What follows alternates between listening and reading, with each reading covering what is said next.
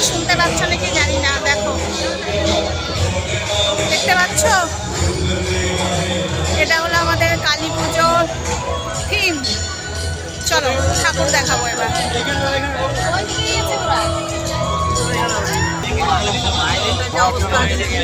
তোমরা আমার কথা কেউ শুনতে পাবে না, তোমরা শুধু দেখতে থাকো। হ্যাঁ, তোমাদেরকে দেখাচ্ছি, শুনতে কিন্তু আমার কথা কেউ পাবে না, তাই আমি কথা বলবো না, তোমরা দেখবে।